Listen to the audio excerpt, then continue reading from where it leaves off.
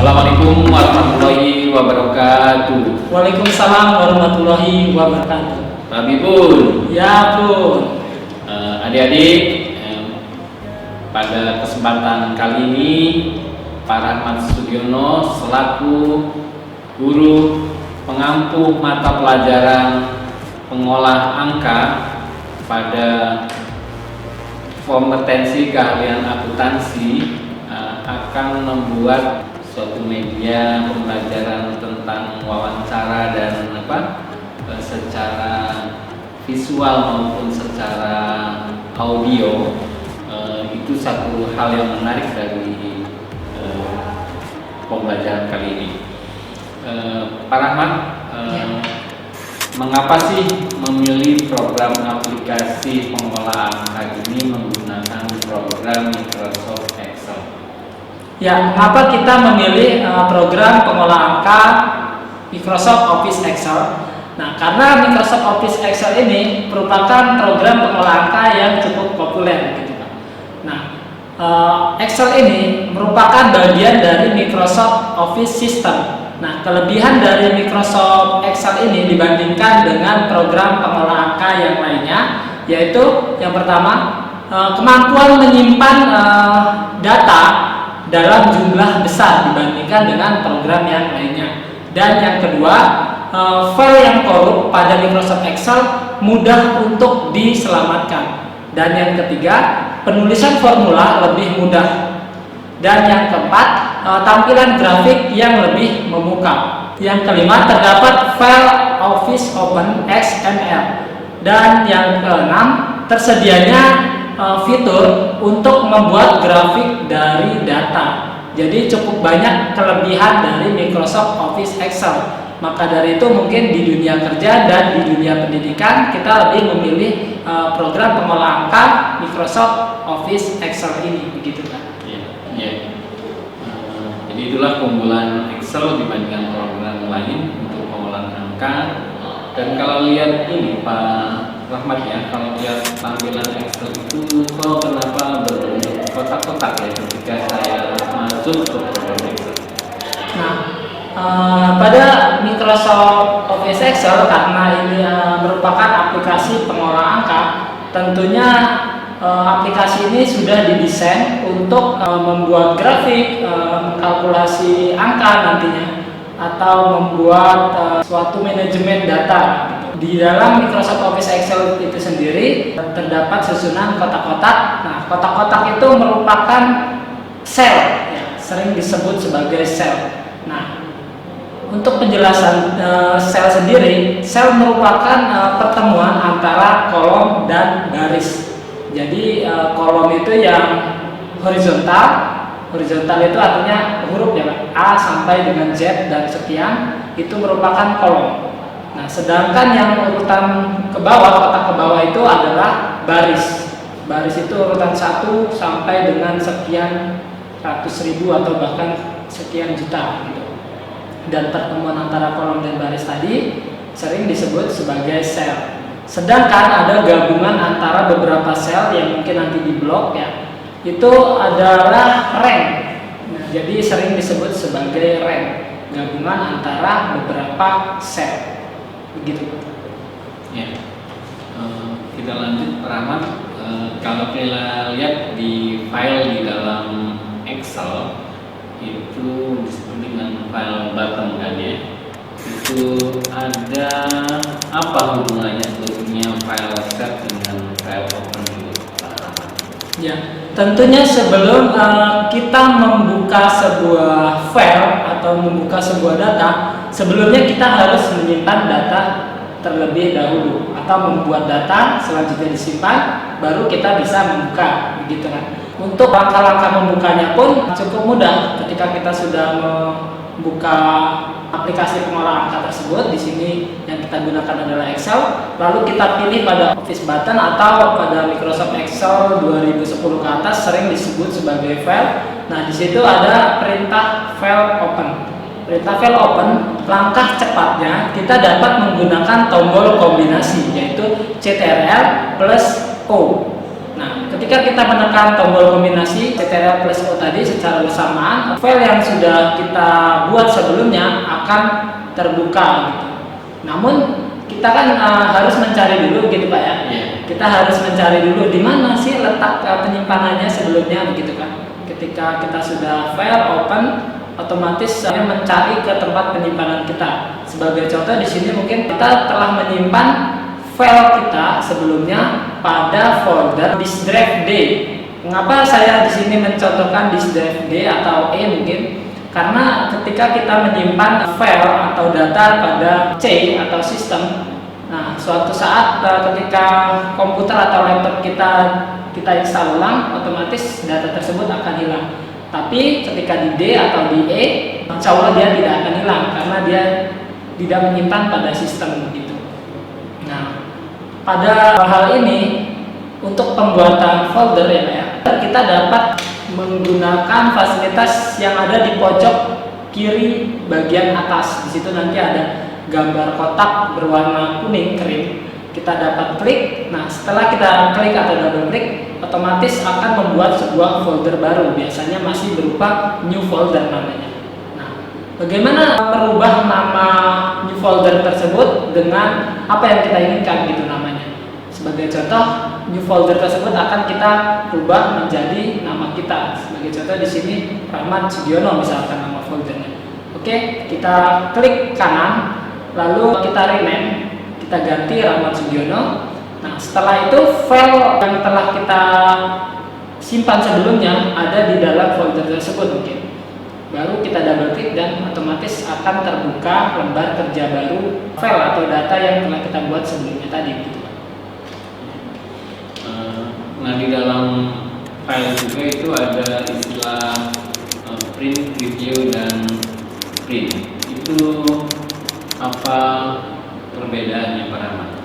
Ya, jadi print dan print preview memang ada di dalam file sebelum cetak dokumen tentunya. Print artinya mencetak dokumen atau output ya. Nah, sedangkan print preview adalah sebelum kita mencetak, kita harus melihat dulu settingannya apakah sudah benar-benar tepat, marginnya mungkin ukuran left atau right-nya sudah rata, atau semua data yang akan kita cetak tersebut apakah sudah ada di lembar kerja. Maka kita harus me-preview dulu, print preview, supaya hasil atau output yang kita dapatkan nanti sesuai dengan apa yang kita inginkan gitu. Satu lagi di dalam file itu apa perbedaan antara file close dengan file exit? Ya, untuk file close dan file exit mungkin adik-adik sekalian agak bingung karena mungkin dipikirnya ya fungsinya sama, padahal di sini berbeda ya fungsinya. File close sendiri, file close itu fungsinya untuk menutup jendela file yang sedang aktif. Sedangkan file exit untuk menutup aplikasi atau software Excel tersebut begitu. Oke, setelah kita tahu bagaimana pengelolaan di dalam file, kita masuk ke mulai agak inti daripada Excel itu membuat tabel. Bisa dijelaskan Pak Rahmat cara atau langkah-langkah membuat atau mengkonstruksi sebuah tabel di Excel?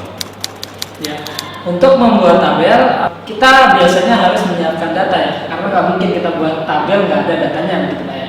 Nah, caranya cukup mudah, tinggal kita blok sel mana atau rank mana yang akan kita buatkan tabel.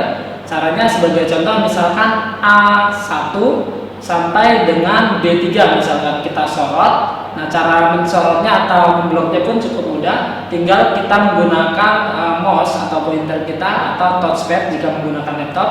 Kita klik sekali lalu kita tahan sambil kita seret.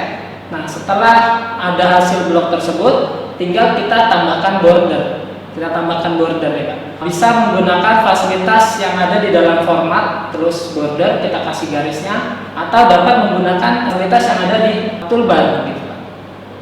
Ketika kita sudah membuat tabel seperti tadi, tetapi ada permasalahan parameternya. Kalau kita mau menyisipkan atau menambahkan sebuah kolom atau baris pada tabel yang sudah kita bentuk, itu caranya bagaimana Pak? Ya, cara untuk menyisipkan kolom jika kita sebelumnya mungkin membuat sebuah tabel nama, jenis kelamin, lalu agama. Nah, di antara nama dan jenis kelamin kita ingin menyisipkan alamat misalkan, Pak. Nah, caranya cukup mudah, tinggal kita letakkan pointer kita di antara nama dan jenis kelamin tadi, lalu klik kanan, nanti kita pilih insert ya. Insert otomatis kolomnya akan menambah 1, atau menggunakan fasilitas icon toolbar yang ada pada menu tab ribbon tersebut. Kita dapat memilih perintah format, lalu kita pilih insert, selanjutnya insert sheet kolom untuk menambahkan kolom, sedangkan untuk menambahkan baris kita pilih insert sheet rows gitu kan. Kalau kita juga kelebihan ibaratnya data ini sudah kolom ini sudah nggak perlu lagi atau baris ini sudah perlu lagi, itu bagaimana cara menghapusnya data tersebut? Ya, untuk menghapus sebuah kolom atau baris yang kelebihan caranya pun cukup mudah. Kita blok kolom atau baris yang tidak akan kita gunakan sebelumnya. Lalu setelah kita blok, kita klik kanan, kita pilih delete begitu. Otomatis akan hilang sel yang ada garis tersebut. Nah, ini kan satu kelebihan dari komputer kan bisa melakukan sebuah copy gitu ya, sebuah penggandaan data gitu atau penggandaan tabel dan sebagainya.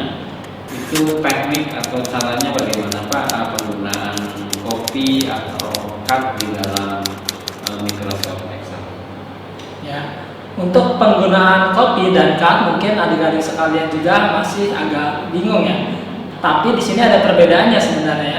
Ketika kita mengcopy sebuah data yang awalnya mungkin ada di sel A1 ke sel B3 misalkan, otomatis ketika kita pilih copy atau Ctrl C, Ctrl plus C, otomatis akan tergandakan di sel yang akan kita pastekan. Tapi ketika cut, maka otomatis sel yang awalnya kita klik cut, selanjutnya kita pastekan, maka sel pada sebelumnya akan hilang ke bawah, karena di situ bukan menggandakan saja, namun memindahkan lebih tepatnya. Satu lagi parameternya di dalam penginputan data itu ada beberapa istilah, ada istilah data teks, data numerik, dan data formula. Itu apa perbedaannya dan bagaimana detailnya, mohon penjelasannya. Jadi tipe karakter data ini terbagi menjadi 3. Yang pertama data alphanumerik, yang kedua data numerik, dan yang ketiga data formula atau data rumus. Nah, untuk data alphanumerik ini yaitu data yang berupa teks. Di sini berisikan simbol-simbol seperti contoh bintang, pagar, tanda persen atau tanda petik dan lain-lainnya. Atau angka juga bisa masuk ke dalam data alphanumerik atau teks. Nah, tapi di sini ada perbedaannya. Ketika data tersebut, angka tersebut maksudnya ingin dijadikan sebuah teks, sebelum kita menginput angka tersebut, maka kita tambahkan tanda kutip. Tanda kutip ini dalam Excel sering disebut sebagai prefix. Kita beri tanda petik, lalu kita ketikkan angka yang ingin kita input. Nah, selanjutnya ketika sudah kita inputkan angka tersebut, otomatis angka tersebut nanti tidak akan bisa dijumlahkan atau dikalikan atau dikalkulasikan, karena data tersebut sudah berubah menjadi teks begitu, Pak. Selanjutnya untuk data numerik. Data numerik ini sering disebut sebagai data angka. Tentunya ketika data angka, data ini masih dapat untuk dijumlahkan atau dikalikan atau dikurangi begitu. Jadi untuk penggunaan data numerik atau data angka ini tidak perlu ditambahkan tanda prefix, dan biasanya pada sel dia akan turun dari sebelah kanan untuk data angka yang tidak ada prefix. Sedangkan data yang ada prefix atau alphanumerik yang sebelumnya tadi, dia akan dari sebelah kiri pengetikannya begitu. Dan yang terakhir ada data formula atau data rumus. Data rumus ini adalah data yang paling penting pada Microsoft Office Excel karena fungsinya untuk manajemen data, untuk penjumlahan, perkalian, mungkin pembagian, pengurangan, dan lain sebagainya, atau rumus-rumus dan fungsi-fungsi yang lainnya. Nah, sebagai contoh pada data formula ini, untuk mengolah angka tentunya kita harus menggunakan yang namanya sama dengan, Pak. Sebelum kita kita mengalihkan atau mengurangi, kita tambahkan dulu sama dengan, lalu kita sorot angka atau numbrik yang ingin kita jumlahkan, lalu kita dalam Excel ini untuk mengalihkan bintang, lalu kita sorot lagi data atau sel yang ingin kita kalikan tadi. Selanjutnya kita eksekusi dengan menggunakan enter. Otomatis data tersebut akan terolah begitu Pak ya.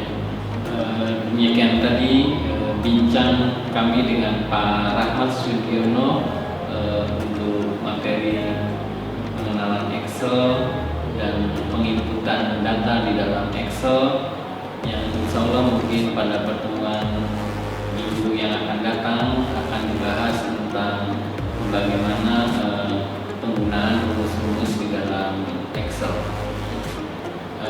Terima kasih kepada anak-anak sekalian.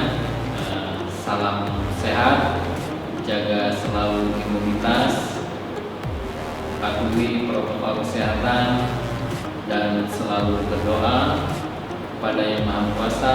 Semoga kita cepat dipulihkan dari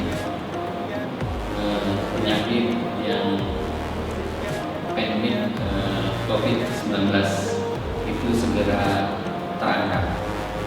Terima kasih. Kita akhiri dengan kembali dengan ucapan billahi taufiq wal hidayah. Wassalamualaikum warahmatullahi wabarakatuh.